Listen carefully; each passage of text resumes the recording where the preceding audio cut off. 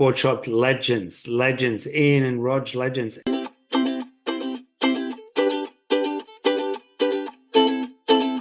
Good evening, good morning, good anything. You're back with the insiders, just where you need to be on the the time that you are on this planet. And we're joined by Hellman, best surf camp runner in the world and podcast extraordinaire. As always, D-Bro, Darren Broadbridge. How you doing, bud?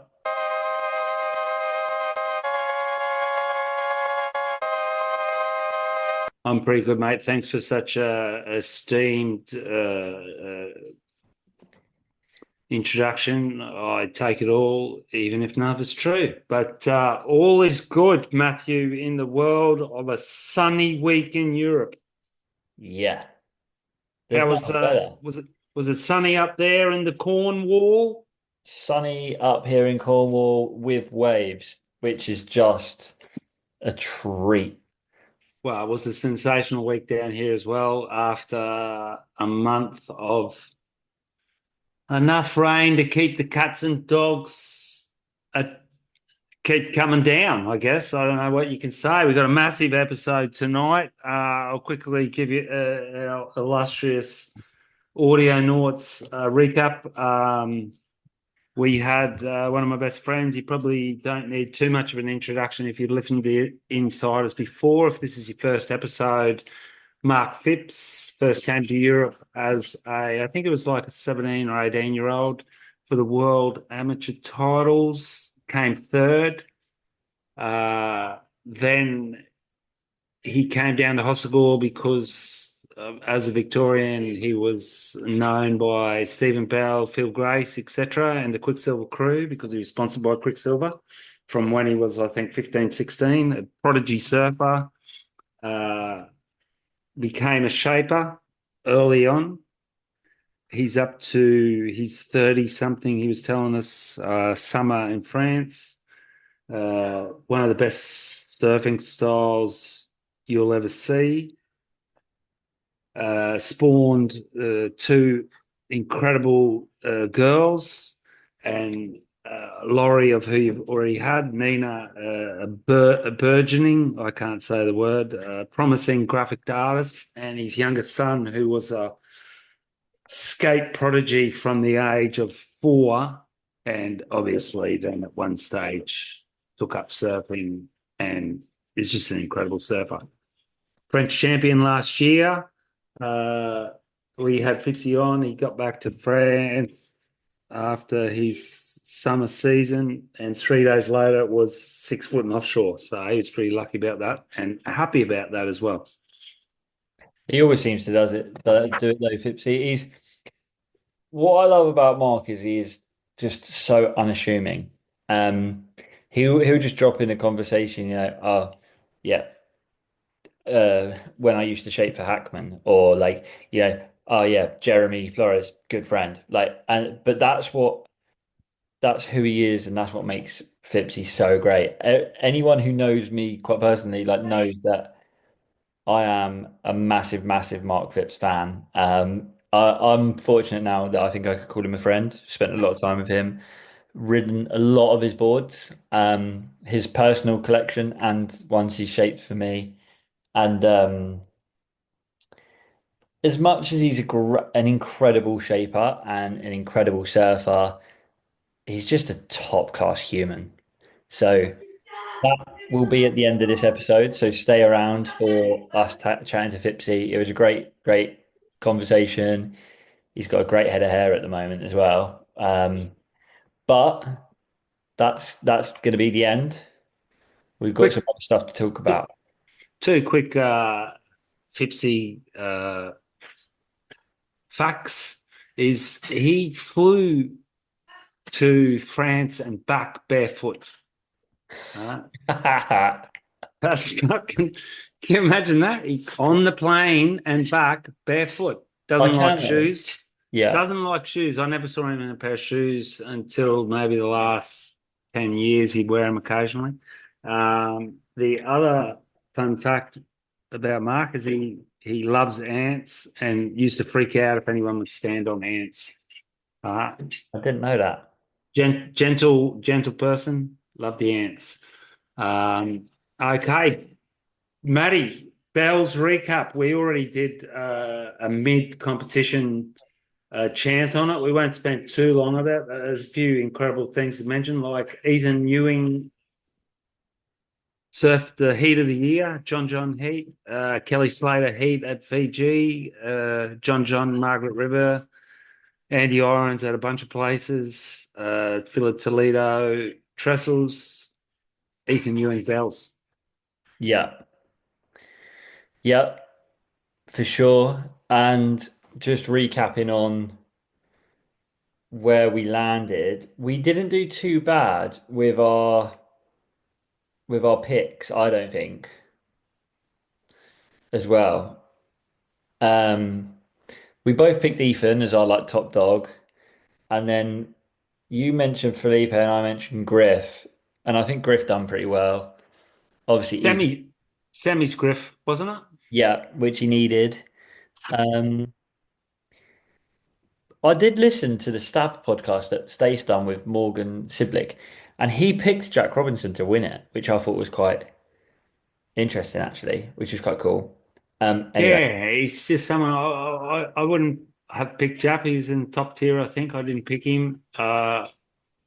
I and was pretty sure I was pretty sure he was going to get a result, but I didn't think he was going to beat but it was Ethan. typical. It was typical Jack surfing. I thought I watched quite a lot of the event, and it was a bit annoying the lay days again, but they ran in some good waves and stuff. And on that finals day, I said to my mate actually, I said Jack Robinson will get 14 and a half to 15 points every heat. So you're going to have to get above that to beat him. Like, I knew that he wasn't going to go and he wouldn't get the biggest scores of the day. I don't think he's got that in the locker. Like, or that's not just his type of competition, but he will get an eight. He'll get like an 8 and a 7.5 every heat. Like, and Well, if, yeah, well, here's what I think about Jack. Bells wouldn't be his pet event. He won it. He beat Toledo at Small G Lane. The guy's a world champ. I think he's going to make it. I think he's going to be a title holder before Ethan. I think he's going to be a title holder. I don't know who else is a new school favorite. I think he's going to win the title before Ethan or Griff. I could be wrong. Who knows? But like, if I had to bet on it, I'd say yes. I agree because Because you, I think that Ethan Ewing is a better surfer than Jack Robinson, but I think Jack Robinson's a better competitor than Ethan Ewing. I don't know. I think every one of these guys has got their specialties, but it comes down to the fact that if you can be really good at spots that you're not favorite at, like come on, who's you'd need you'd need Medina and John and Atalo on his best day to beat Jack at 10-foot cloud break. Yeah, yeah, 100%. You'd need them at their best day to beat him at 10-foot Chopu. You'd need them to beat him at 10-foot any right barreling. Like who knows what this forecast is coming up at Burleigh, but you'd be backing him for a semi. Yeah, potentially. Yeah, I think with Burley it depends on the forecast. We'll get to that. But yeah, we chat with Fipsy about the Ethan Ewing that one heat um later on in this episode, so you'll hear us say it again. But the most ridiculous surfing I've ever seen, like on a like just madness. But he then didn't back it up, and that's the difference, I guess. Um, So but so so you put Toledo out there in that same heat where if he does a good huck out the back and maybe does an air and stuff like that, can you give him a higher score than Ethan? Honestly, he should have. He should have. Who knows? Should have. He could have got a 10 on any of those waves, depending on how the judges, how much coffee they drank that morning or whatever. Like, I just don't. I don't think I've ever seen like there's that one obviously there's that one turn where he does it's a lip glide to layback. It's just Yeah. everyone else has talked about it. We don't have to talk about it so much apart from the fact that like it was just unreal. I wanted to say though, I actually think that Morgan Siblick done the best turn of the whole event. There was one wave that he took off and he done it was like a John style, like absolute layback throw thing. It was mental. An oncoming section. I thought it was the best turn of the event, like the best single turn. And I thought Morgan was incredible. Like I loved having him, like loved him being back in the draw and stuff. I don't think it was a big one off that he made the final five. That year he made the final five. He really deserved it. I was quite surprised that he was not able to get back on tour Yeah. quicker. Shows the quality of surfing that's out there in the world, and also the Challenger Series is a little bit challenging. Hmm. Definitely. Morgs is a step up to the plate surfer, where 100%. where not all surfers can do that. They can be amazing, like Dane Reynolds was amazing and everything, but put him under pressure at 30 minutes, he didn't always come through with the goods. Where Morgan, who would be less flavored or fancied, can do it. Yeah. Like Adriana de Souza did it for years, and so many people slag Adriana de Souza off. But I saw him as a 17-year-old at Bourdain in France, QS, and he was twice as good as anyone else in the field as a 17-year-old, doing turns that, he became a little bit more workman-like later on, but he could step up to the plate. And if there was, and you see it a lot in NBA. You see it a lot in NBA, like I've said before. I watch a bit of that now. My son plays basketball, and you've got these guys like Anthony Edwards, Stephen Curry, where they're doing 3-point shots from 20 meters from the hoop with 1 second to go, which is a big difference between. It's why they get paid more than a professional surfer, because these guys are the best athletes on the planet. And if it's 3 seconds to go and your team's year depends on it, and you can hit a 3-pointer from 20 meters, 20 meters is maybe exaggerate, let's say 10 meters, it's just absolute skill, talent, work, and everything else.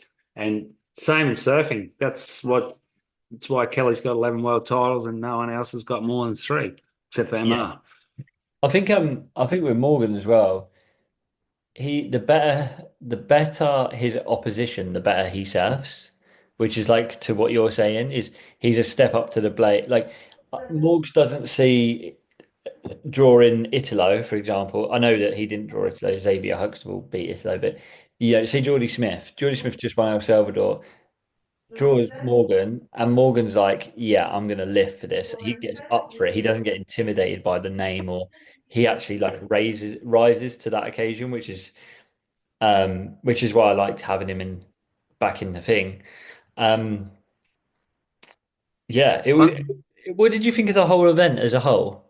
I think on the women's side, which we haven't touched on, because I think it was only a little bit less impressive because they've had a few standout events where they were stands out. But Isabella Nichols was head and shoulders over everyone, which was interesting. Gabby kind of fell. Gabby Bryan fell under the radar halfway through the event. Just looked like, you know, for anyone, it's easier to surf in perfect glassy waves, but you're not going to get that for a whole competition. And Isabella just what a way to go! Huh? Second in one event, wins the next. Yeah, yeah, like Top five, isn't she? yeah, top five, and you think like she would be one of my picks at Burleigh even before this, she would be one of my picks at Burleigh because like right hand point break, like I think I picked her as an undercard for El Salvador for that reason. And then, you know, going into Burleigh, you'd be she'll be definitely on your radar. And It's her state. She lives yeah, I 2 hours. know. She's from 2 hours north from there, Sunshine Coast, but she lives on the Gold Coast. Yeah. So then you Burleigh, and then she's won marks. So like she really could, if she has another two really good results, she could be really pushing for a trip to Cloudy. I Hey, think here's where the final five format's going to come under scrutiny again. Uh, Gabby Bryan, who's just having an amazing year and deserves it. I just can't see her having a chance against Katie, Molly. I don't think Vahini might get knocked off before she even gets there. Um, I don't know if she can even take out Carolyn Marks, who I don't think is going to be able to take out Molly or Katie. What do you think? I think Caroline is very dangerous at Cloudbreak. I think She's a sneaker. Yeah, exactly. she's so good. She's got tube savvy, Yeah, and she's a double-time world champ, so I think she's like going to be maybe a little less nervous.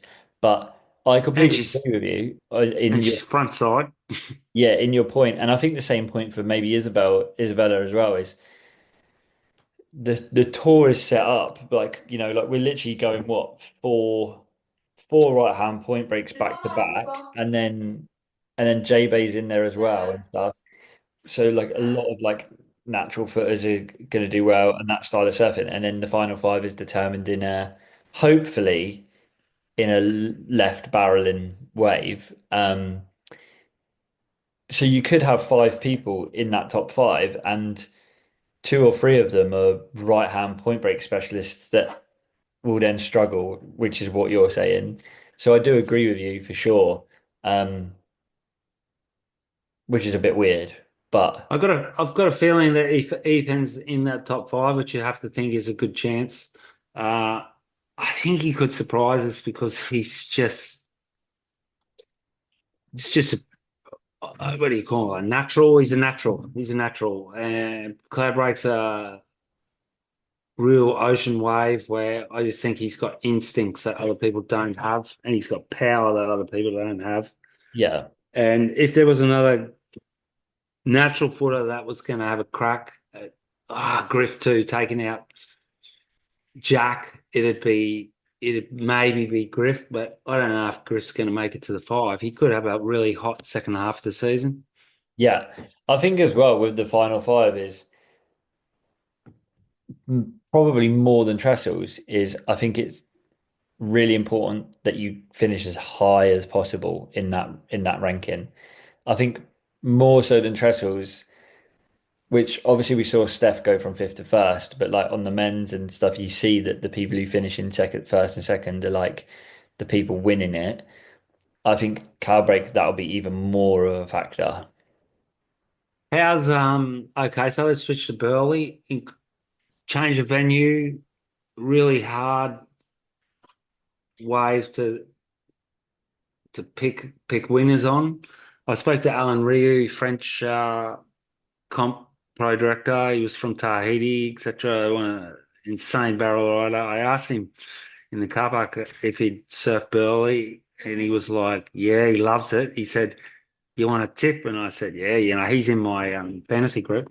And he said, "Don't pick a backhander Yeah. because it's a completely different wave to snapper. Right? It's not as perfect as snapper. It's as hollow as. It's unpredictable. It's got a slab section. When If did it it gets start? Sunday, the third is the third Sunday. The third is a Saturday. Sunday. You're wrong. I'm wrong. Sorry. So Saturday. So yeah, it Yeah. starts Saturday, and So the forecast shows next week being okay. that's what I was just looking at. That's why I asked. Okay. So like towards the end of it. So they're gonna have to run in some shit by the looks of things. Yeah. It's going to be a grind of a comp. We could Yeah. be really wrong, but I'd That's a good predict it setup. to be a grind of a comp because they need three full days at it, don't they? Yeah. What's your prediction? Thursday's looking good. Surfline's, I don't know if it's got any idea, but it's like looking Tuesday. Yeah, Thursday's looking good. Friday's looking semi because it's East Coast. You like even with a southerly wind, it's not offshore. It's the fact that it's a point which jags out. that it'll still protect it on the southerly wind. Yeah. Will Felipe come to the party? It's a wave tailor made for him. Well, that's the question. Um, Has he still got the mojo? so I'm not going to pick Felipe in. So I'm not going to pick him as my favorite or underdog for this. There's definitely a chance he'll probably make my fantasy team, but there's definitely a chance he could do well. But I just think to myself, how many times would have Felipe gone to Burleigh and surfed? Probably Mm. not ever, because he would just go snapper, um, or very rarely. So I reckon it might be a bit of a wave where maybe some local knowledge or some just experience out there is going to help.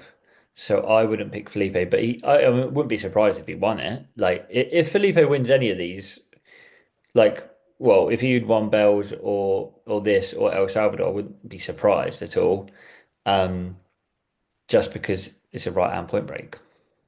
And honestly, Ethan is looking like the fastest surfer on the earth, the most power. He's a Queenslander as well. He's from Strutty. He's got that. There's no way he's not going to surf good there. It'll be, can he put the whole comp together and do what everyone's kind of expecting him to do, or will it be, or will Jack block that thing again? Jack two in a row. Griff, fantastic. I mean, we're only naming the favourites because I just think it's one of those comps where a favourite's going to win. I can't see an underdog coming from nowhere and winning a technical wave like that. We'll see. Yeah, that's interesting that you say that, but I think I'd it's put cool. I'd put Katie as favourite immediately. She's small, which means she'll be handy in the barrels. Wait, She wait, wait, barrels. wait, wait, wait, wait, wait, wait. Because we needed to speak about this before you pick. Oh, the go to S is on. She's back. 100% my pick is Steph. I'm picking Steph to win it. Um, Yeah, you'd put money on Steph to win it. she's my female pick. I'm picking I forgot about Steph. Is Steph an underdog now? Or Or an overdog. okay, I'll do my two female picks straight away. I don't think Steph will have, for some reason, like Kelly, I don't think Steph will have lost any of her competitive nous. Definitely not. Is it 8 times world champ? Eight-time world champ. You're not 8 time or 11 time. Well, like, look at Kelly. He's still making finals at height, and Steph's younger than him. She's a Gold Coast girl. She says Burleigh a bunch of times. You could put her out there in a single fin, and she'd probably still make the semis. Yeah. So I'm going Steph, and then I'm going to go Lakey as an Oh, underdog. yeah, I think she'd be pretty good out there too, Lakey. But I just think Katie's got such good timing. So who are you going? She's So your two picks, female picks, um, Katie and Katie to win, Steph as an overdog. okay. Because the guy who runs the Instagram assorted surf pics, I'll be sending like it's like a competition between all of the poddies. He puts all the predictions of each poddy out and I said to him I'll send him our picks. So I've written those down. Hit me with your two men's picks. Ethan and Felipe. Ethan and Felipe. I'm very obvious. I mean, it's Uh, good. I mean, you just get older and you just stop listening to weird stuff in your head that said, "Hey, this person would win." Yeah, I see. I actually think maybe an underdog might win it. Like I've got a feeling. I've got a feeling that like potentially there's a chance that because not a lot of them have surfed it, that like the playing field might be more even. But I'm gonna go underdog Liam O'Brien I'd love to see him go well. and overdog. I don't want to pick Ethan because you have. I'm gonna go Griff. Yeah, he could be good. I reckon Geordie could go good there too, but it's not. It's not J Bay. It's He's a but he bit, won. He won Punta Roca. and he went pretty good at Bells, and I just know he's got a bad event in him somewhere. This one. Who's Yeah, the wild cards in the men's? Have you seen? yeah. So it's Geordie Lawler Yeah. and Callum No, Robson. no chance for Geordie, in my opinion. Callum Robinson would be a good pick there because he's going to have so much motivation and Yeah, he's a fighter. He's also a step up to the plate surfer. I think there's also one or maybe two more, but they're the trials winners, which is running today, I think. Who's who's going to replace Ramsey, of who we haven't mentioned? Tragedy of the year.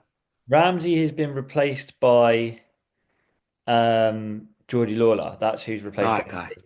Poor Um, old, and poor then old Ramsey. and then Callum Robson is the highest ranked Australian, I think, so he gets that call up. And then they got the trials winner. Yeah, Ramsey was a bit of a tragedy, wasn't it? It looks so innocuous as well.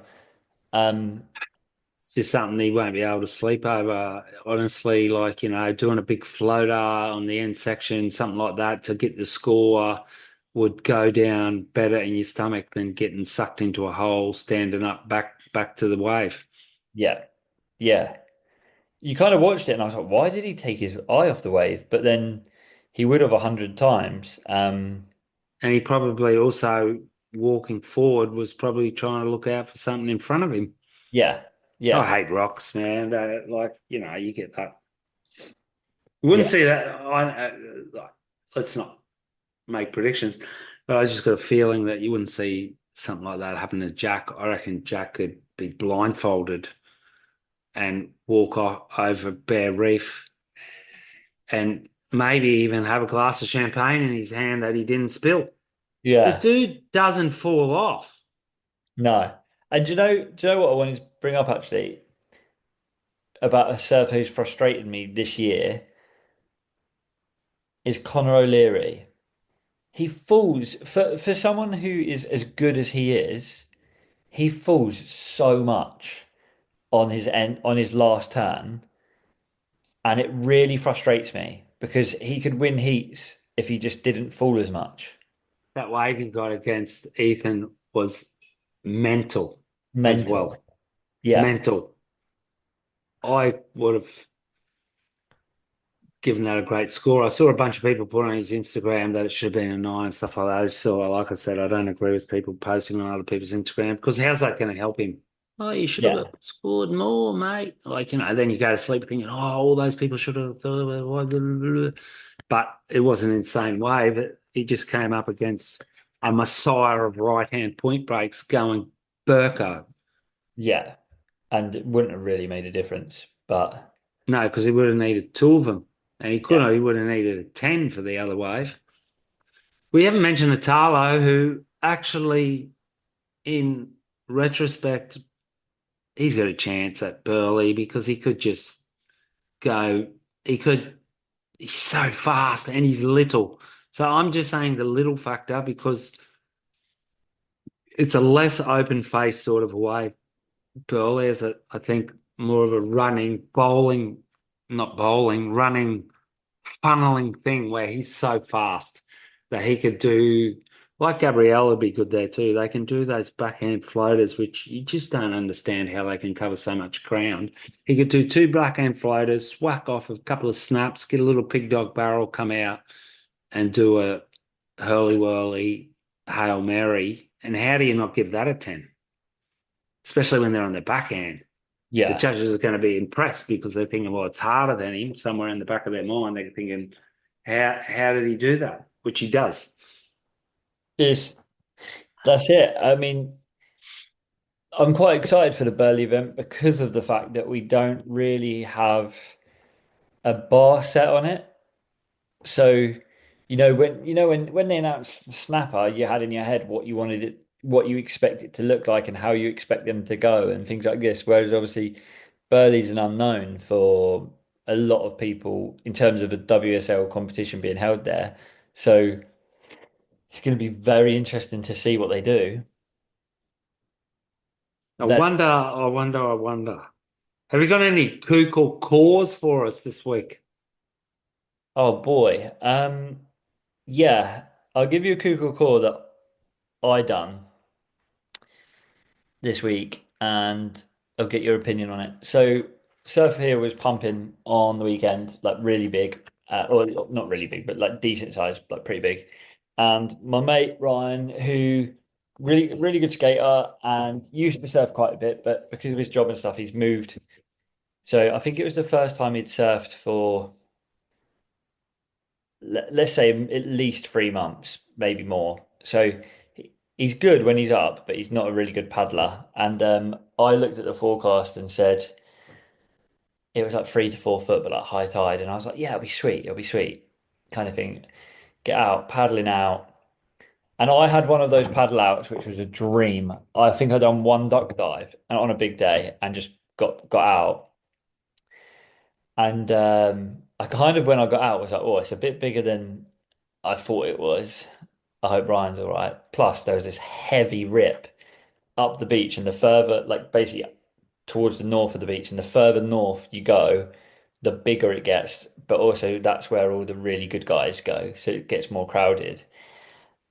And yeah, so I paddled out, turned around, it just disappeared. So, and then I was like paddling around the lineup, thinking, where has he gone? Have I killed him? Like all of that. Ended up I caught a few waves thinking he'd be all right, and then caught one in and stood on the beach and tried to find him. So my kooky core is it kooky to take someone out when maybe you probably shouldn't have? Out of their limits, you're saying? No, that's cool. That's how they learn to be. That's how they learn to step up. And to be fair to Ryan, As long as he it's not crowded where you're going out and they're going to get in people's roads, they've it wasn't that crowded. And got to to be have a fair to crack. him, he sat in the rip, but he caught a few decent waves by the sounds of things and dealt with it. So, but I was stood on the beach when I couldn't find him after like I'd been in half an hour, I hadn't seen him for half an hour, and I was like, what? He should be around me, and he wasn't, and I thought I'd killed him, but and he ended up having a good surf, and that's all right then. So it's cool, not kooky. I'll take that. There you go. What about, for example, blue zinc? I've had a bit of a zinc week where first, me old mate at the surf shop school next to me sold this white sunscreen to these three Swiss girls that were clients last year. They come in for a cup of cappuccino. It was a smoking hot day, first smoking hot day of the year, and he sold them this white sunscreen, but it's thicker than zinc. So you rub this. I saw it 2 days later. You rub this sunscreen onto you, and it just doesn't go in anymore. And then all of a sudden, you've got a white arm or a white face. Like I had to. It took me 5 minutes in the bathroom with toilet paper and moisturizer and stuff to get it off. And I said to Terry, I said, I'm never wearing that stuff again. And he kept saying to me, function over fashion, man, which, yeah, okay, and everything. But do you just want to be walking around the whole day with a white face? It's horrible. I said, get the same stuff, but like skin color, like Yeah, bronze. yeah, I call it kook, the blue zinc or the white zinc. yeah. No, I think it's kooky. Um, the Kale Brock stuff's really good, and it's skin colored. Like it makes it's if anything, it makes you look a little bit more tanned. And to be fair, that stuff was a bit like I had to like I showered, came out of the shower, and it's still on my face, and I have to like scrub it off with a towel. But it was, I mean, that's what I wanted it to do, but I didn't look like an idiot walking around. The Um, best is a light kind of tanned zinc that goes on and then kind of dries out. I'm So going then to, it's not all over your clothes and your collar of your shirt yeah, and everything. yeah. Kale's one did get on a couple of more white t-shirts, but that was probably more my fault. There But was this. he kindly sent me quite a few, so I'll bring one out for you because I'm in France in a month, so I'll bring one out for you.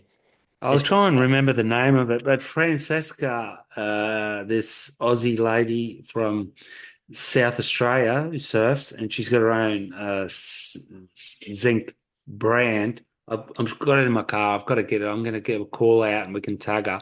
That's the best sunscreen of facial sunscreen I've ever had. Doesn't get all over your stuff. Not too hard to get off and not too obvious. You don't look like a Smurf. Yeah. I mean, all good if you're Mick Fanning. You know what I mean? All good if you're Mick Fanning. You're blind. You're 3 times world champ, and you walk into the supermarket and everything, and people go, "He's got zinc all over his face," and someone else goes, "Yeah, but I mean, it's Mick Fanning," and they go, "Oh, well, he can do it." But us, you just look like Joe Blow, the Kook. Even Mick doesn't look good with blue sunscreen. Nah, not with blue sunscreen, but I'm talking about all those other sort of variations. Well, thanks very much for the chat, Matty. Yeah, and now we have the pleasure of introducing Mr. Mark Phipps, the GOAT, I call him. He's the underground GOAT. And yeah, enjoy this one. A little bit of a longer episode for you guys, but that's what happens when we get Phipsy on. And Asterix, if you're coming to France and you want to order a Fipsy, contact Xavier at Surf Odyssey. And if you're in the UK and you want one, you can get one from Ocean Magic. Ocean Magic. And if you're going to the Canaries at all, you can also get one from La Centa Surf. And Right? I've got to be fair in saying if you're in the UK and you want one, contact Ocean Magic or contact Board Shop. We've got a lot of love for Board Shop, so we've got to call them out. Got to call both out because Yeah, yeah. Board shop legends, Ian and Rog legends. And we'll say it once again, it is the best, and I've surfed a lot. It's the best mid-length in the world, hands down. facts. One bad egg. One bad egg. You hear a story about it from Phipsy's mouth. The story about how Darren hustled for it, the story behind it all, and everything else about Phipsy and his family and his surfing and what's new for him. He's got some exciting stuff coming up. So here he is, the man, the myth, the legend, Mark Phipps, chatting to me and Daz. G'day, Fipsy.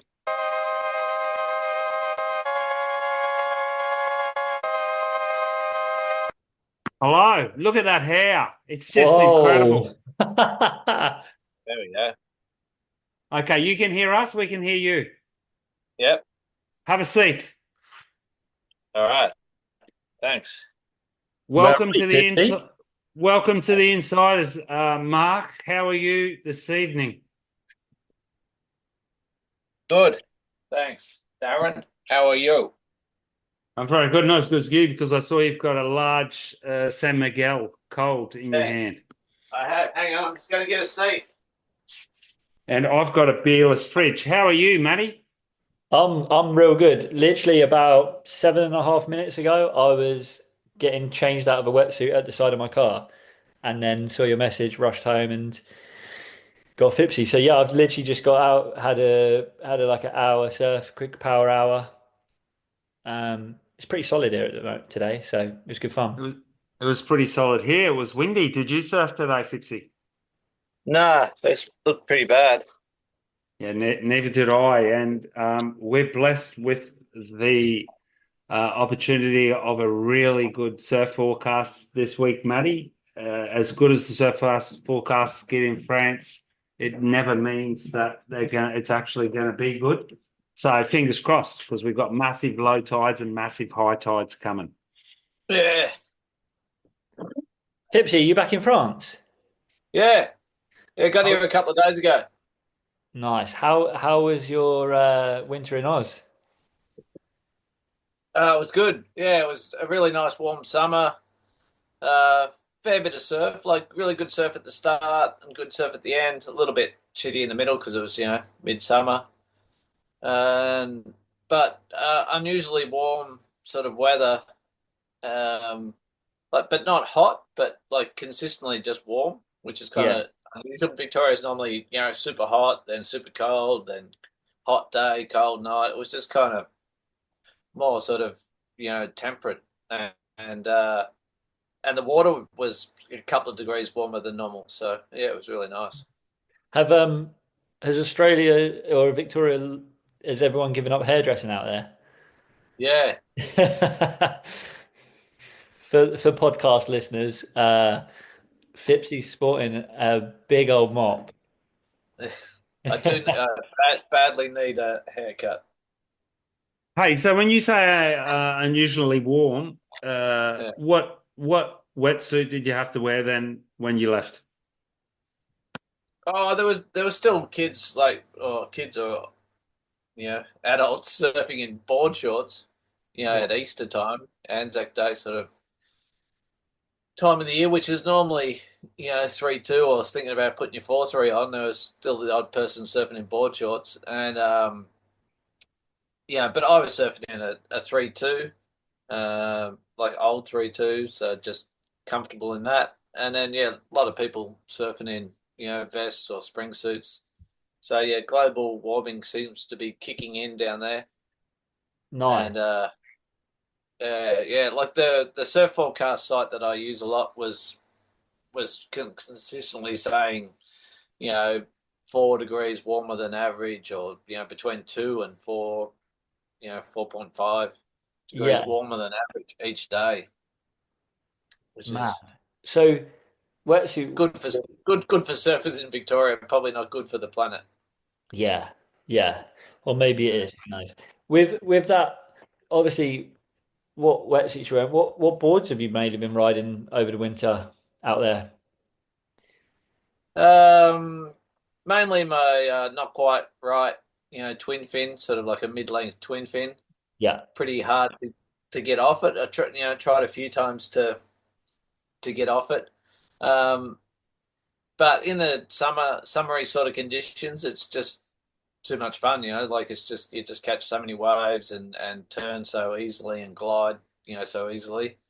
But I was starting to feel it with the autumn kicking in and a bit more power in the surf. I was starting to feel like it was just drifting and stuff a little bit. So I was starting to go back onto thrusters and 1+2s. yeah. What you're not quite right, that one, the one that you're using, just round tail, no channels. Um, Or because I know the you've one made, I've got here, in France is round tail, no channels. The one I've got in Australia is a swallowtail, yeah, no channels. But I have made channels for a few other people, and probably the exact same board as mine. And I've been in the surf with that customer and swapped boards, and they feel similar. And you can feel some advantages of the channels, maybe just a little bit of a hold in the tail there. But it just seemed a little bit more complicated, to surf. So yeah. I mean, I've sometimes it'd go better. It'd go better than mine with no channels, but then other times it'd kind of make me come unstuck. So it yeah, sort of it'd probably average out at about the same. Because sometimes you'd surf a wave even better than on my one, but then sometimes you'd kook it and sort of blow it. So a bit more of a roller coaster ride. Whereas I feel the ones without the channels are just a more consistent, consistent board to ride. yeah, for sure. You made me a channeled one that I love and surfed a lot. And then when I came out to stay with you for a couple of months, I surfed your one a couple of times and definitely agree. It's more kind of like just more simple to surf the non-channel one. Felt good. Yeah, yeah, yeah. You might Without not hit the heights that you might hit on your channel bottom one. without jumping away from surfboards, which we'll jump back really quickly to because you know how much I love surfboards too, Mark. How many French summers would this be then on your arrival here? Uh, it'd be around. I think this would be around like 33, 34, 35, something like that. French summers. Yeah. That's pretty crazy. What? And then it's a double-ended sword question here. So, what's the biggest thing you've noticed? I know it's a massive question in surfboards since that first time when you came over here, as opposed to now? Um, uh, I guess there's a lot more choice and a lot more variation. Um, when I first came to France in 1992, yeah, we were all pretty much, most surfers and most surfboard makers and stuff. We were making, you know, performance boards. And back then they were all around, 6'1", 6'2". They were kind of 18 and a quarter wide, and they're about 2 and a quarter thick. And then it didn't vary much from that. Like if someone went wide, it was like, oh no way, you're going 18 and a half, that's radical. Or you're going, oh, 2 1/8, that's radical. Or if you're getting 2 3/8, oh no way, that's so thick, you're tripping. So boards were all very similar, I think. And if you did ride a mid-length, which was called a mini mal then, you were seen as being a kook. Or if you did ride a bigger, easier sort of board to surf, you were seen as being like a bit of a weird freak. But now, you can ride a fish, you can ride a mid-length, you can ride a log, you can ride a longboard, you can ride, any sort of creation. And kind of, you know, the more alternative it is, it's sort of the more cool it is. Whereas then, the more alternative the board design was, the more of a kook you were. So it's a good time to be just your average surfer, because you get to choose a lot of different boards, and you can ride anything. You can ride really user friendly boards. You don't have to be trying to ride that 6'1", 8 1/4, 2 1/4 that look just like Kelly Slater's board, and the whole world was trying to ride that board. And so if you were an average surfer or an intermediate surfer or an aging surfer at that time, you would have been it would have been a nightmare trying to go surfing, because that was pretty much all that was available. I feel like, and then so I think a lot of aging surfers would have given up surfing, just going, oh, I can't surf anymore. But really, they could have continued on. It just there wasn't that availability of user friendly boards and boards that are suitable for aging surfers, and there wasn't there weren't the boards for people who were just kind of not of a really high level. They were just a intermediate or average surfer. There weren't sort of user friendly boards for people just to go once a week or once a month and have a good, fun, easy surf. So pretty tough times. But luckily, at the moment, it's the opposite of that. There's so many user friendly boards out there. I think it's a good time to be a surfer. Yeah. Do you think as well as that, like obviously you said about how there's user-friendly boards and people can make it easier. Um, and I've heard a few people reference this like about certain surfers, but do you also think there's an advantage to having more of a choice and more availability for for a higher level surfer, someone like like someone like Laurie, for example, like your daughter, like she obviously can ride like the one bad egg and a longer board really well. So and I feel like if you've got the technique that you can turn a board of that length that well, then when you come down in length, you can almost make that easier as well. Do you think there's an advantage to that to like encourage a better level surfer to know to like get on a longer board as well?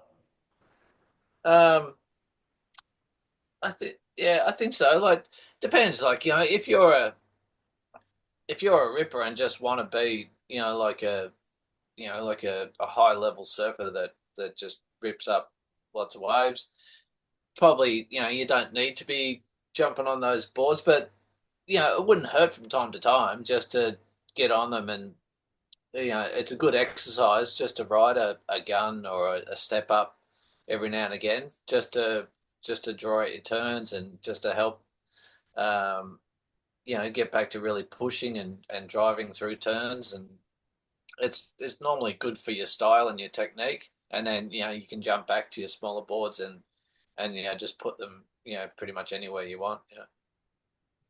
Yeah. Yeah, I thought that was interesting because I wanted to, I stopped past your place last night. I hadn't seen you for a while, and we were pretty lucky because Friday, which was it was 2 days ago now, wasn't it? Friday we Yeah. had like a magical day. It was one of your first days back here, and I asked you what board you rode on Sunday night. I always ask you what board you ride.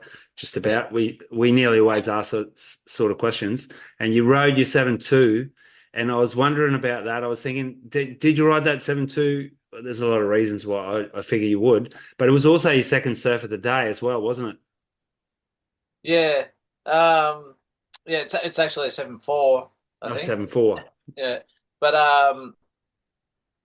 yeah, I just wrote. I thought the condition, like the banks seem to be really a long way out at the moment. So it's a long paddle out. The waves are really long. There's long rides. Um, so I kind of wanted to move around and be able to get out and find the wave and surf and um, yeah, it just felt like that was the right size board. There was a good channel, so there wasn't too much duck diving. Yeah, so I could go that big and have a good long surf, move around, and and just wait and try and find that bomb where it was like the really good funneling deep one, or quickly get wide and get the big swinging wide down the channel set. So just to be able to move around the lineup and try and get the good waves, I thought that was the board to be on.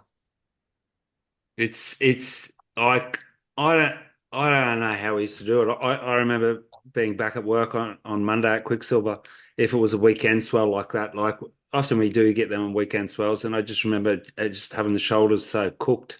And obviously that's what I do the same thing. I was only 6'5", but it had 40 liters. It's really custom shaped from that guy that you remember. It's 6'5", but it's made and it's funneled.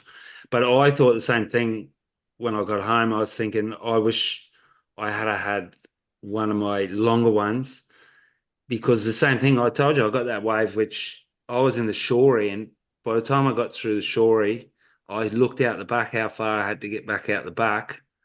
And I was just thinking, if I had got out there quicker, I probably could have got out there and still got one of that magic set. But by the time I got out the back, it said it stopped.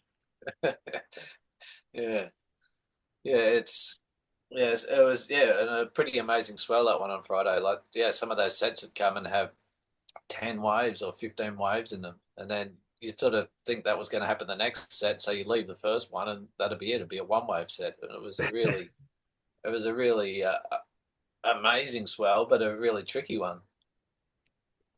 Yeah. That sounds like France, really. Yeah, yeah, exactly. Yeah. So with you say you got a forecast this week heading like it's looking pretty cooking. Yeah, I think this week's going to be lots of offshore. Um, Not that big, but not small. Just sort of nice, playful size. I think it's going to be, um, you know, sort of waist high to head high from what I've seen. I haven't actually looked today, so it might have changed from when I looked at it a couple of days ago. So when are you going back to work? Uh, well, I'm going to start work. Yeah, maybe tomorrow or maybe the next day. Hey, so that's a good one. After 32 years, you've changed glassing factories over here. Bell kind of moved into a different factory and it was a little bit bigger, and it just seemed like Odyssey kind of suits your style. So that's a big change for you. Yeah, massive change. Yes, I think it's 33 years I was at Euroglass, and yeah, and I'm going to start tomorrow at Surf Odyssey. And a similar kind of company, but on a different program. And yeah, so that's I'm looking forward to it. A little bit nervous about it, a little bit apprehensive to sort of see what happens, see how it goes, see if I fit in with those guys or not. Um, and like finished up at Euroglass, like we're saying, but like not on bad terms or anything, so hopefully just a nice, smooth transition over to the new factory. I've got a feeling that you'll still have a lot of the same clients anyway.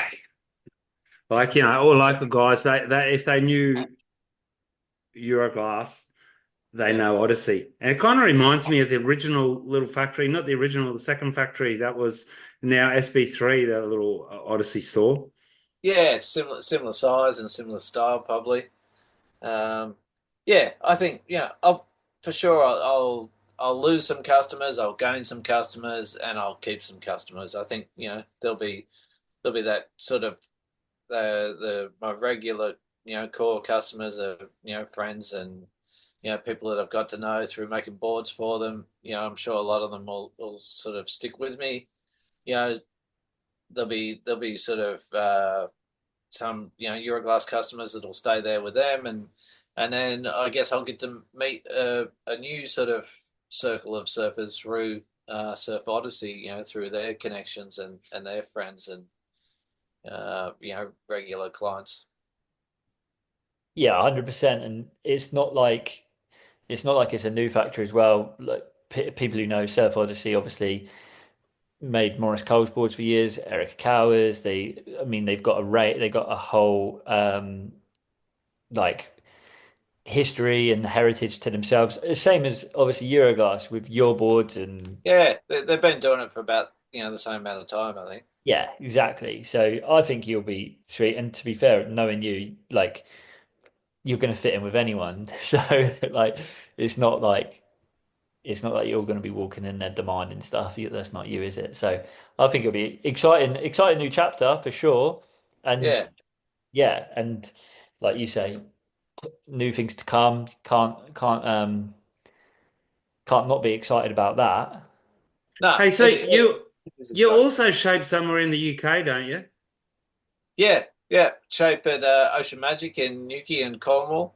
Yeah. Uh, so yeah, head up there occasionally and do batches of boards, and of course, there's also someone there that finishes boards off, my designs off for me when I'm not there.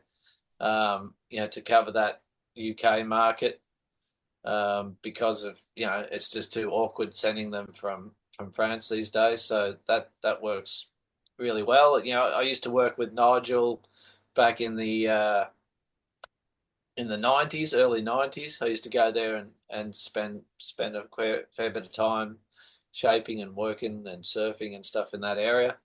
Um, and then had a break for decades, and now back together with those guys, and it's always fun going up there and making boards there. Really good crew in the factory, really good factory, and heaps of knowledge and heaps of experience, and just great working with those guys. So let's talk about that a little bit because that's something I want. You can't have you on the potty and not talk about the one bad egg. What the one bad egg is what I call the European Hypto Krypto in terms of around the world, everyone had a Hypto, and there's the stories about it making millions and stuff. But for a long period, like through board shop and especially, uh, that one bad egg during my time at board shop, I reckon we were selling a lot, like a lot, like, and yeah, I wanted to hear your thoughts about like the whole thing around it, like because obviously I'm guessing it was a board that was part of your board offering for a while, and then it must have just like lifted off because of the numbers. Yeah, like it's definitely been my most successful uh, board model ever. By a long way. I've had some others that been good consistent sellers, and you got others that have got like a little uh, group of people that always get a certain model. But yeah, the one bad egg is like something that I've never experienced. Just with so much success and so popular with so many different people in so many different types of surf. Like when I first made it, I made it's just here behind me. I made a 7-Eleven for my daughter to surf, but secretly it was probably a bit for me. Um, and because I remember walking through the gate and with it, and my wife saw it and she said, "Oh, you're getting older. You're going to ride that, you know." And I was like, "No, it's for Laurie, you know." And of course she didn't surf it much. I surfed it mainly, and and I thought, yeah, I thought I'd probably just make that one, and then obviously ended up making a lot more than one, and I thought it was just always going to be like a summary small wave type board, sort of, just for that fun kind of mushy surf, but it's ended up going well in good surf, going well in, quite hollow waves sometimes. And then people started coming to the factory going, "Oh, I want a long one to be my step up, or to be my gun for Lenore or Gittery or Bells or something." And I'm like, "No, it's not that sort of board." And they're going, "Yeah, it is. I use the one I've got there." And I'm like, "No, you're tripping." They're like, "No, it works." And I'm like, "You sure?" And they're like, "Yeah, yeah." And and then so, I started seeing them surfing them in these, bigger waves. And I'm like, wow, it works in that as well, And so it's so versatile. Like it's really blown my mind, like the way, it's done so much more than what I thought it could, and what I designed it to do.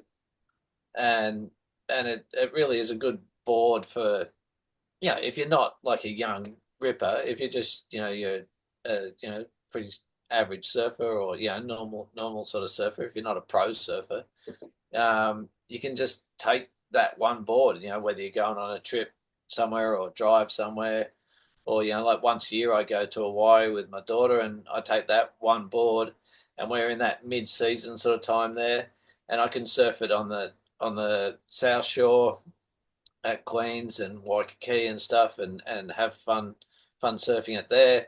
And then, we duck over to the North Shore and I can surf it at, small Sunset or Beach Park or Haleiwa, and surf it there, maybe move the fin a little bit, and surf North Shore a while, so I can go to Hawaii with one board.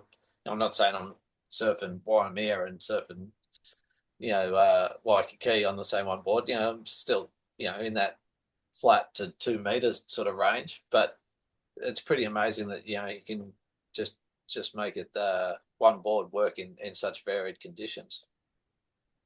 That was you remember that winter where, because that board's got a few of my signatures on it, if you remember, from one where I ran over the rock. Oh yeah, I'm looking at Um, the holes in it now. Yeah, yeah, because there's this rock between the two wharves at Pennon and Bourdaines, and I ran over that one day. And the other one was just before we went back to Australia, and I said to him, I just think it would work good as a quad, because he lent it to me, Matt, yeah, and it was the fastest board I'd ever paddled. And I actually surfed it one day at Koonoo, which was like 3-4 foot, but a lot of period, and it just felt like it held in well. And I just always remember Phipsy saying, like, you always used to say the most important thing was to have rocker. Like, you didn't like that many flat boards because rocker was what helped you turn. And I said to you, I reckon it'd go good as a quad. And you remember you were saying, no, don't do that. It's a retro board. We don't want to scare them. So I waited for it because he didn't own that board at the time. Euroclass did. I waited for him to go to Australia, and I got quad plugs put in it, yeah. and so I surfed I at can see it Lenore. there in there. Yeah, yeah, they're in there Yeah, too. Yeah, yeah. little Just old, the old round FCS dots are there. Yeah, retrofitted. Yeah, well, and then I come back one year and you guys have sold it, and then I had to that's it. track the guy down years later. And I bought it back off him. I gave the guy a new one to get the first one back. Classic. Yeah. Didn't you then crease it? Yeah, then I got all frothed out and took it out Lenore, and yeah, as soon as I got it back, First Surf went and creased it. Mm. But it's patched up and it still goes, but won't take it out in Big Surf anymore. Just Yeah. fun little beaches now. Well, even with the one bad egg, so he won't mind me saying this, but Roger, who's at board shop. He had a magic one bad egg like 6 years ago, a grey one. Yeah. He ran over a groin in it. It like he battered this board, and he's got a lot of boards, and he was getting this one board repaired and repaired and repaired because he couldn't do without of it. And then it finally got like too old. And then he's gone through boards and boards and boards, and he messaged me like 9 months ago and was like, when's Fipsy back in the UK? Because I need my 6-6 one bad egg back. He's got like 40 plus boards in rotation, and all he wants is his one bad egg back. Yeah. When are you Well, back? yeah, we'll have to make him I definitely have to try my hardest to make him another magic one, and hopefully be able to do that, this summer in Europe and in the UK, and yeah, get up there, and we better spray it grey again. Maybe the grey ones go better or something. Yeah. Well, so you back up here this summer? Yeah, probably be up when Boardmasters is on. Yeah. My son Jay will probably be competing in the contest. Um, so good time to come up and be around the contest and do some work, and yeah, Well, and it's all pretty buzzing that time of year with the festival on and everything. yeah. Well, I live here now, so you're more than welcome come stay. Um, Sorry about that. Just got family in the background. Darren just shooting everyone. But yeah, no, the one bad egg is a magic. Like, if nobody, I think you kind of talk it down as well, because like I've obviously ridden one a lot. Darren's obviously got one, and you can surf it like you can surf it really well. Like, and it's such a sick, so versatile, so good, such a good board. Yeah, So yeah, yeah, it is. Yeah, we've been lucky with that one, and um, yeah, like just yeah, it'd be good to say thanks to Darren. Darren, I think sort of push the one bad egg and got it to you guys at board shop, yeah. and Well, I that's think what I was there was a gonna bit of say. resistance when he was first sort of pushing it, and luckily he sort of pushed and got someone to go give it a try, and then yeah, you guys got on board and liked it. Well, the board shop got on board with it and liked it and pushed it, and so Yeah, uh, sold a lot, but I think sold a lot in a nice way. Like got a lot of people aboard that helped them have a lot of fun. Yeah, 100%. And I think that's I was literally about to tell that story for everyone out there. Darren was hounding us, get on this board, get on this one bad egg. You need it, need it, need it. And at board shop, kind of in that, because it was before mid-length really took off, and we were a little bit like, oh, it's a mid-length, like, and then yeah, I think one just turned up. I think a 6-6 just turned up, and we was like, okay, let's give it a go. And I think one by one, we'd surf it and then come in and be like, "You've got to have a go on this thing," and then the next person, and then suddenly that just rolled out, and we were like, "Right, get them us now," and then that rolled out to all of our customers, and then there was the Brexit thing that happened. So before you'd set up with Nige, but at Ocean Magic, but after Brexit happened, so boards became difficult. We was getting emails and emails and emails like, when can I get a one bad egg? When can I get a one bad egg?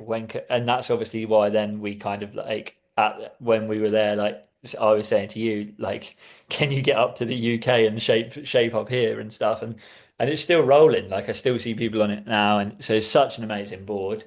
But yeah. Well, yeah, the boys at Ocean Magic, yeah, they're still making them, and yeah, they're flowing along, because there's a lot of people that have got them, but obviously they do get a bit tired, and you need a new one, or you get some damage, or you decide you need a bit longer one, or you need a shorter one. So yeah, they're still flowing along.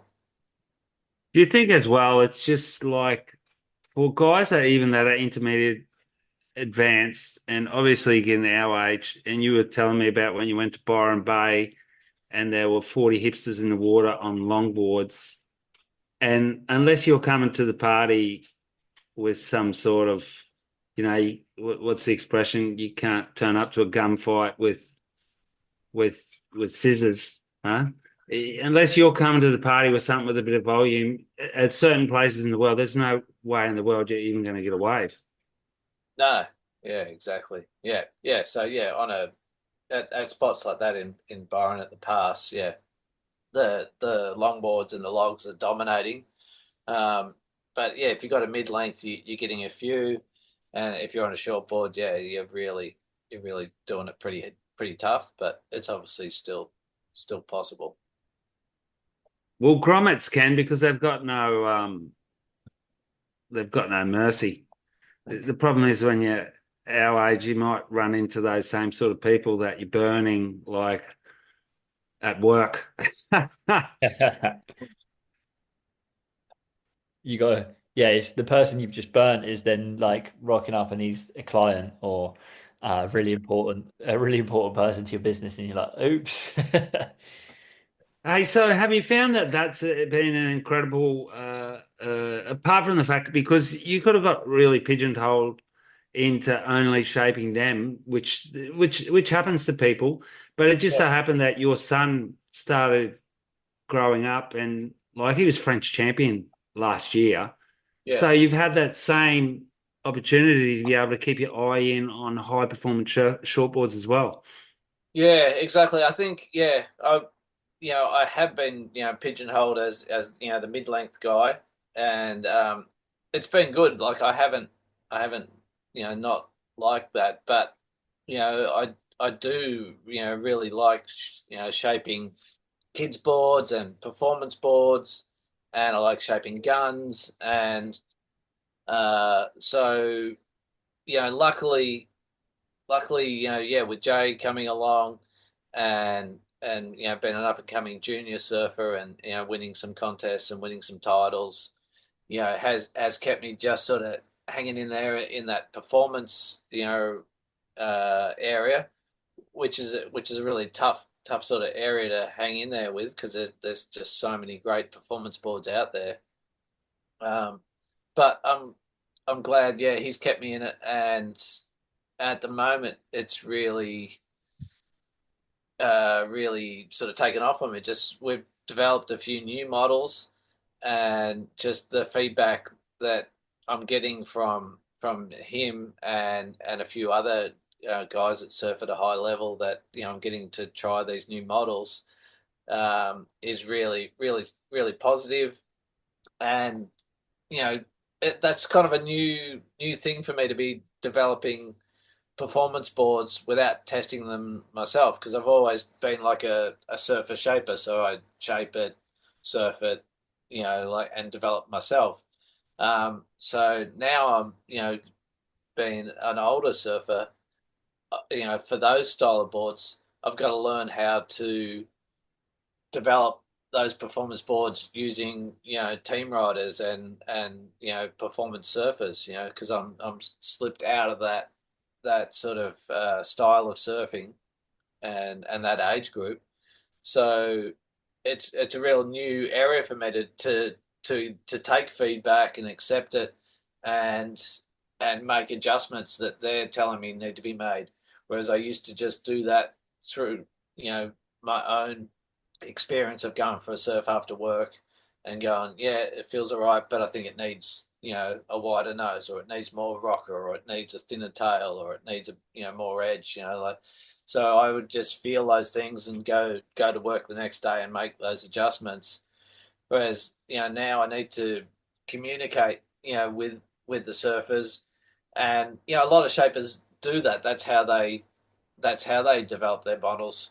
But that through my career that hasn't been the way I've done it, so it's a real new area, and I thought there for a while I couldn't do it like that, but it's starting to come together, like I am starting to get some feedback from those guys saying, oh yeah, this is amazing, or this is the best board I've ever had, or this is like this is doing what we asked you, like we needed this, and it's doing what we thought it would do and what we needed to do, so that's pretty exciting for me, like it's kind of changing the way I work a little bit, um, just in the way, things, develop and evolve.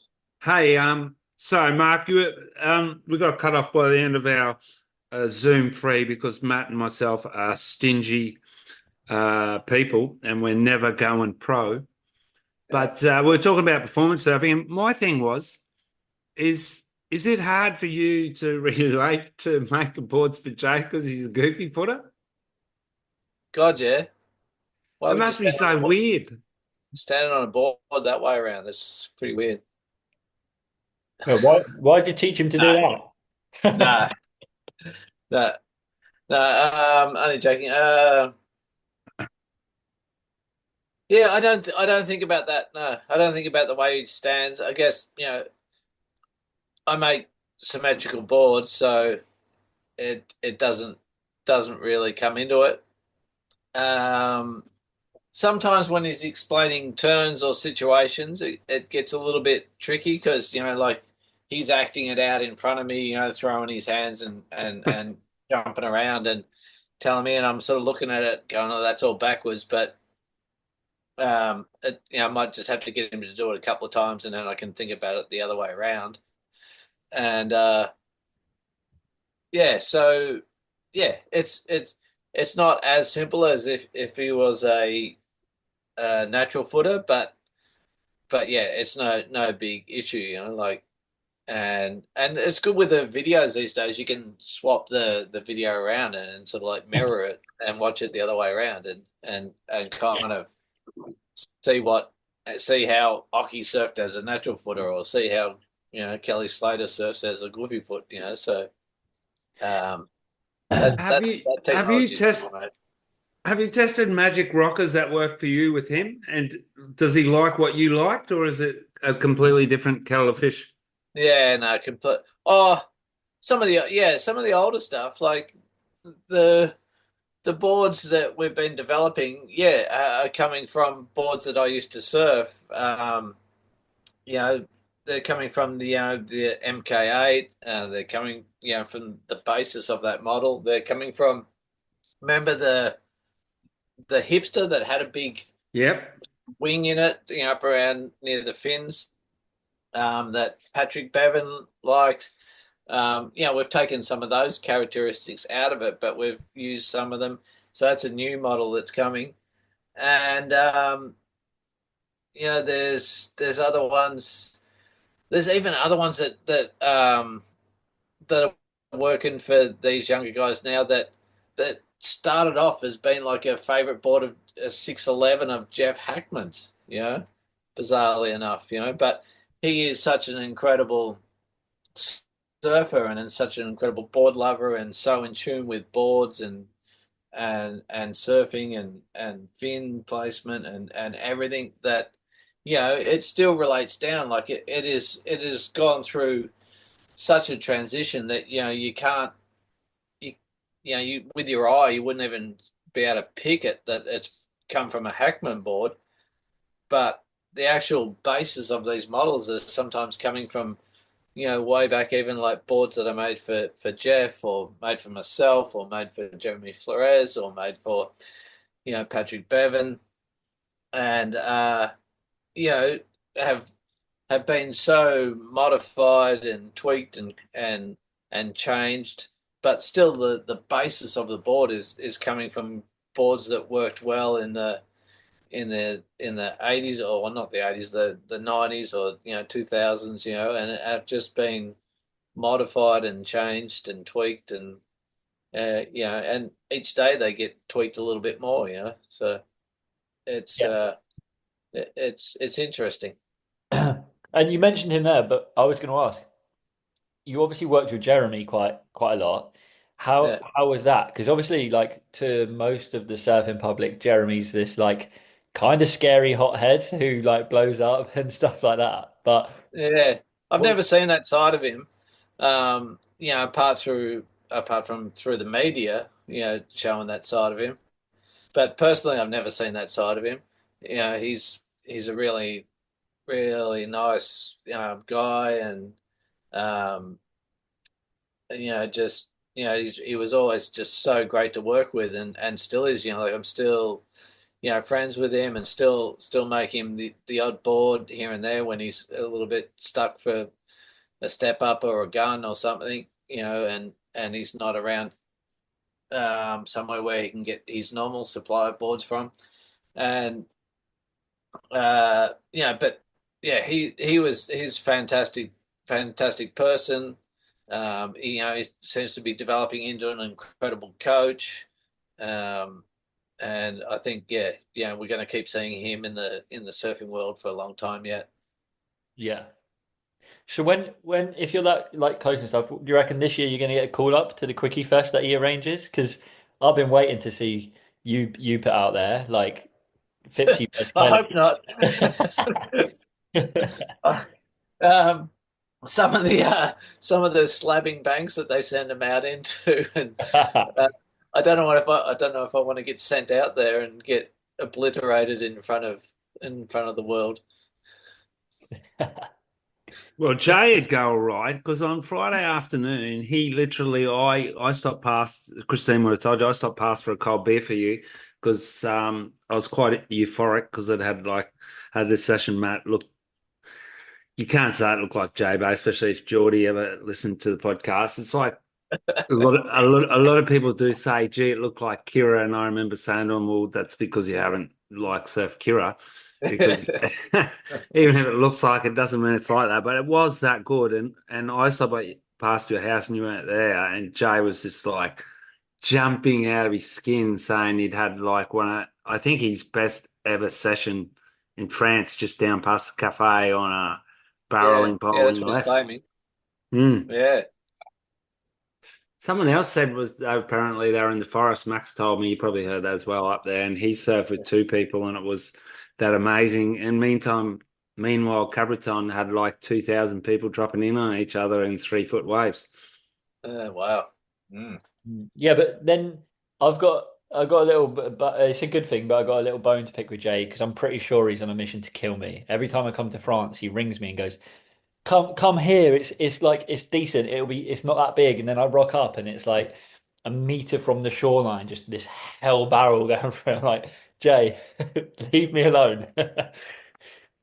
Yeah, Hey, yeah, I don't go surfing with him anymore. It's funny, you go through that stage where you take your kids surfing and you you push them into waves and you take them surfing and then you go that stage where you surf together and you're finding that kind of medium level where the waves are big enough for you and small enough for them, and then you get to a stage where you can all sort of surf together in pretty much everything, and then all of a sudden you're like, no, I'm not coming surf with you anymore. I'm going to go surf this kind of easier, deeper water type right over here where you go surf that slabbier left over there. I'll see you after the surf.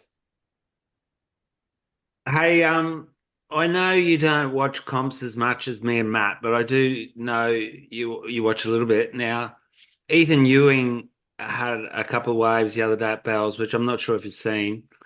But they're calling it like the best rail surfing ever done in Bells. Now you've seen Ethan surf. What do you think of his surfing? Oh, his surfing is incredible. He is amazing. Um, I haven't seen the waves that you're talking about at Bells. I'm sure I will see them popping up in social media in the next few days. Um, he didn't win the event though. I saw that Jack Robinson won.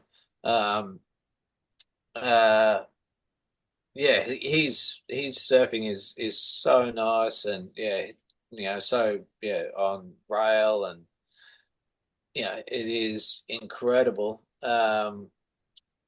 And people, I haven't ever surfed with him, but one of the guys I've been working with in Victoria to develop some of the new models I've got at the moment said he surfed with him at Bells a bit leading up to it, where he was ducking down occasionally when there was a swell popping up, and he was ducking down and having warm up sessions at Bells.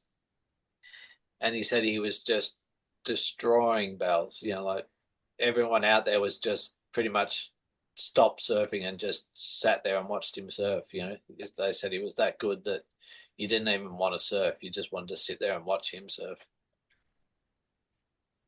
I can imagine. I was making some obscene noises at my TV while watching him surf in the comp. I was so shocked when I saw that he actually lost, if I'm honest. But um, yeah, I think that the heat, I mean, he got like two nines in the heat, and it was unbelievable. I actually don't know how he didn't get a 10, if I'm honest. But So you obviously saw those two waves, Matt. What did you think? we're just like obscene, genuinely like the whole heat, though. I mean, I think he threw away two eights, and he just looked. Everything he does just looks textbookly perfect, and yeah, he's an incredible surfer. Did you see they panned back to Jake Patterson, who I think must have been coaching him for the event, and he was like, and like it looked sincere. He was just like giggling in Yeah, shock. And behind him there was that goofy footer California girl, friend of Katie's. You'll know her name. Sawyer Lindblad. Yeah, so she was watching it, and she was like they were just laughing too. And I listened to the commentators, and I was thinking it's kind of rare that you get that unadulterated uh, Yeah. like appreciation. Well, I think with the commentators, one, I was really glad Ronnie Blakey was like in the booth. I think he's good, but someone was like halfway through a sentence, and Ethan done that final layback jam, and Ronnie just like let out this like ugh kind of noise like straight over him, and I'm sure he wasn't meant to, but it was just so like you couldn't watch that turn and not just be like ugh, like kind of in like the way it was unreal, like, but um So that leads to my next little statement because even though he didn't win the contest, is he the person? Because Jack won the contest. Jack's an incredible surfer, and I don't think he was the best surfer at Bells this year, but he was the best competitor. He won every heat. He beat Kanoa, who beat Ethan. yeah. Is Ethan the person that like everyone will remember the 2025 Bells by? Yeah, yeah. It was. I mean, the difference was it was like watching when John was at Margaret River that one year, but John done it every single heat and Ethan done it in one heat. But Hmm. which is kind of like the levels difference, I guess. But yeah, I mean, I would. That's the most memorable, two most memorable things for me coming out of that is yeah, is Ethan's waves and um, I think Katie Simmons got robbed, but That surf contest for you because MR Fipsy. That's why I asked you about that because you've got an incredible style. Everyone's always known that. I'm sure most of your favorite surfers probably are like that. I'm sure you had appreciation for Tom Curran, etc. And MR said if you did a poll of surfers in the world who they'd like to surf like, it'd be like that. Do you find that sort of thing when you see him surfing? You think that you'd love to be doing turns like that or something with that sort of gifted style? God, yeah, yeah, for sure. Yeah, and yes. would you say you obviously you haven't seen those waves, but say you see a clip come up on social media and say it is Ethan where he is like textbook perfect. He hasn't got like a weird funky style. He is like textbook. Would you try and like say for example like mention it to Jay and be like, oh, like like that is the textbook frontside like hack or whatever. Like, do you try and like help him influence that, or do you just keep that pretty casual? No, I don't talk to Jay about how to surf or how he should surf or Yeah, stuff like that at all. When we go to contests and if he wants me to be there at a contest to help him out, all I would ever be talking to him about would be like which waves seem to be the best, whether it's the second or third wave of the set or the ones that break deep or the ones that break wide or the big ones or the medium ones or the small ones or whatever, stuff like that. um yeah, I've never I don't like telling people how to surf. You know, No, I think you just got to let that come out. So I just want him to surf the way he surfs. Um, yeah, I don't want to tell him how to surf. I think that's the right way as well. Like Do you think this? Do you think this generation that are coming through now that there's been a lot of overcoached kids? Yeah, yeah, possibly. Yeah, there's you see certain traits, certain styles, certain like characteristics in people surfing that are in a certain area that are going to that get coached by somebody. Um, you know, some of them work, some of them don't work, some of them work for a little while, and then maybe even the judges get onto it, go realize that hang on, we're getting tricked by this little sort of style or move or technique, you know. So I think at the end of the day, you just got to be patient and sit through those things that will come and go, and just do your surfing. Express yourself the way you feel like surfing a wave, not like how someone's telling you how to surf a wave. absolutely. Like if you want to take off on a nice wave and bog both rails and have a horrible stance like me, then you go do that. I had a fantastic wave the other night with two kids just down on the inside, and I didn't call them off, but I paddled hard enough that they realised I was calling them off, and I did the face forward swan dive takeoff. So that was pretty gnarly.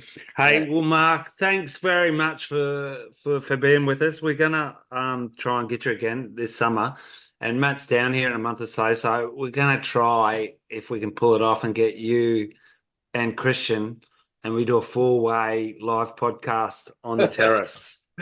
That sounds like fun. Oh, And no. yeah, I'll be up in Newquay, sooner or later, I reckon. So, would be good to catch up with Matt. Haven't seen you for a while, Matt. Be good to get up there with you and see Yeah. what's going on there. Yeah, absolutely, mate. Yeah, like Dad said, I'm down in France. I'm never too far away from down in France. And then yeah, come up. More than welcome to come kip here, or if not, we'll go out for the dinner. But yeah, absolutely appreciate your time today as well. It's good to chat. And good luck with getting back to work. Yeah, work. Yes. Get Good, working. good luck with work, Thanks, Fipsy, guys. and Yeah. Thanks heaps to you guys for getting me on, and yeah, it's been fun. I thought I was going to struggle to make the time, fill it out, but it flew past. So time flies when you're having fun. and imagine how much more you'll have to talk about after you get your haircut. Yeah, All right, good evening, Fipsy. Give my best to Rob. Cheers, will do. boys. Au revoir. You.